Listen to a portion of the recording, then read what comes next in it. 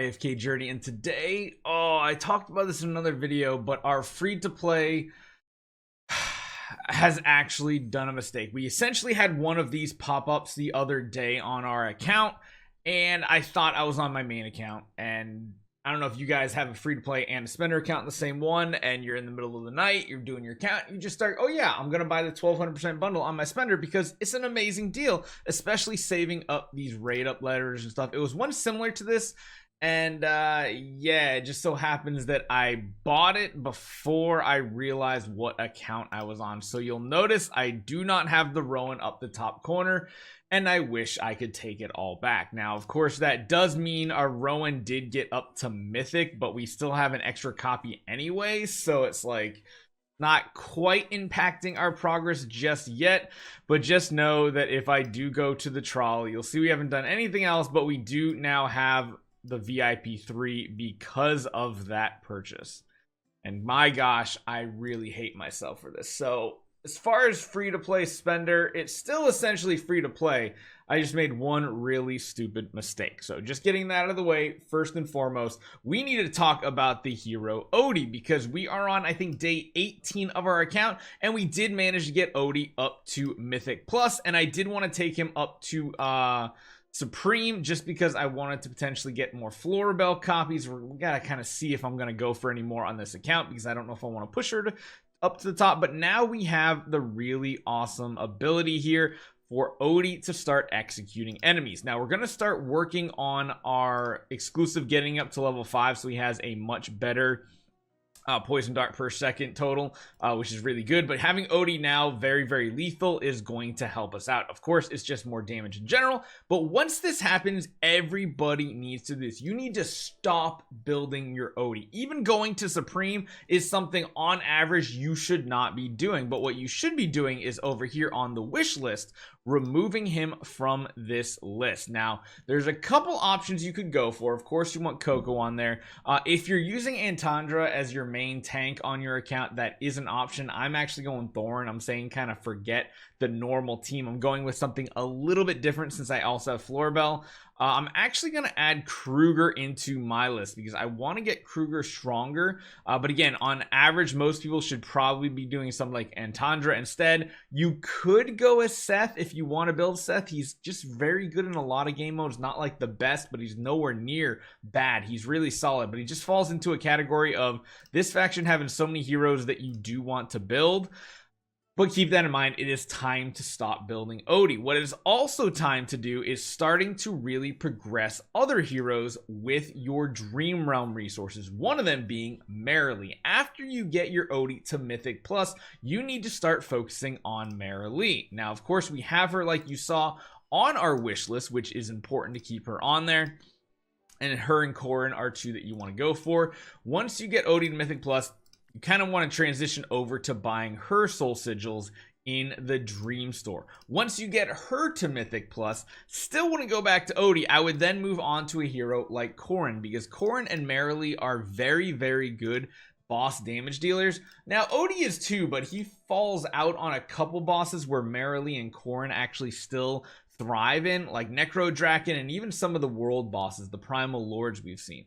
So once you get those kind of taken care of, you're going to want to go for Odie here, of course, all the way to Mythic Plus, then go to Marilee, and then, in my opinion, go to Korin. There are a couple other options you could go for here. One of them is Coco. If you're using Coco a lot, you could try to prioritize her. But again, I would not do that until you have all your main damage dealers all set and good to go. So just keep that in mind. You're going to want to make sure you're transitioning the team away. And as you guys can see, even without going for her copies, we've almost got her to Legendary Plus.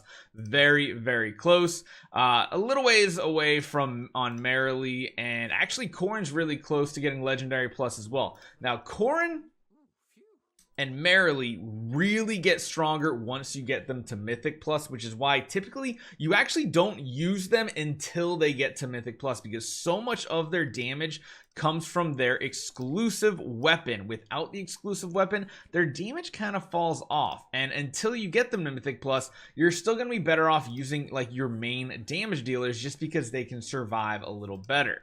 So just keep that in mind. That's something you're going to want to do. Now, we do have this more powerful Odie, and even though he's not amazing at Necro Draken, if you don't have your other damage dealers, mainly Marilee, Tamisha, and Korin for this boss fight, still going with your normal damage dealer setup usually is the best option. And let's see if we can break our record now that we have a more powerful Odie. He's, of course, not going to be able to execute the boss or anything like that. At least I don't think he can execute the boss. It would have to be down on like the last HP bar maybe if you get there, but we are running a very tanky setup both with Smokey and Mirky and Coco on our team. Now Coco's not moving, which means she's just going to take a lot of damage, not going to have a ton of energy regen, but at this point we just have to use the best heroes that can survive, because even if we do throw like Marilee, Korin, and everything in, we're probably not going to do anything crazy. Yeah, I don't even think we're going to be able to break 80% just yet on this boss, although man, yeah, we're getting close. It's definitely closer, but I'll show you in comparison why going for Korin and Marilee are going to be important, but right now are not. It's not the play. So I'm actually going to plug in these two heroes just to kind of highlight and show it off. They're not going to take nearly as much damage on Necro Dragon, but let's see. It's been a while since I've used them. I don't think I've used them at Legendary just yet, so we'll see if they actually do some decent damage, because you got to remember, most of the damage coming in besides this big AoE is coming in the form of not moving. When you're not moving, you're going to get that debuff, and you're eventually going to explode like this Smokey and Mirky in the middle. He's just taking tons of explosion damage, and if we can maybe keep our heroes alive a little longer, that might be good, and Korin and Marilee are going to do amazing at that. Same with Kruger. Kruger has that leap ability that helps them right there too.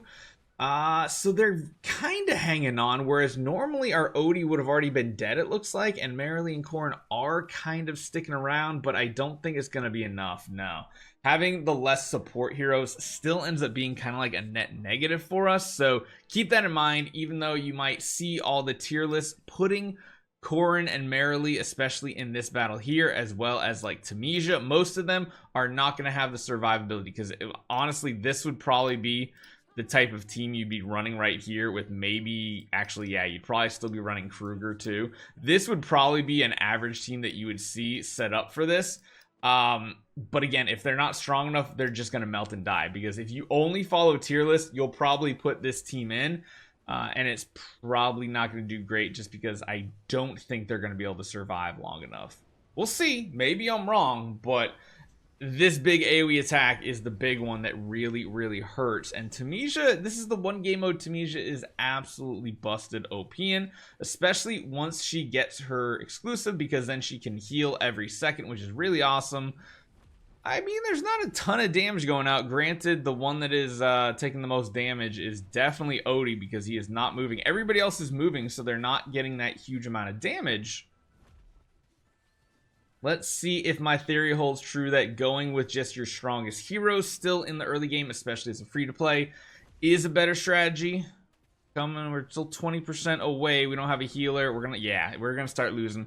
So this is one thing I just wanted to show you guys. You're still gonna be using your Odie, especially if he's at Mythic Plus, on even the bosses where you don't use them typically, just because if they are the strongest heroes in your account, they're still gonna be the most valuable on your account. So make sure you're getting Odie up to Mythic Plus. Once you get him to Mythic Plus, probably don't even take him to Supreme. This isn't a great example of what to do, because I'm doing stuff a little bit different than the typical meta type build. But again, once you finish there, make sure you're not buying any additional copies. You can remove him from the banner here. You can, of course, leave him if you absolutely want to heavily invest in him and you don't care about these other heroes. But again, that's personal preference. Hopefully you guys enjoy this one. I'll see you guys next time.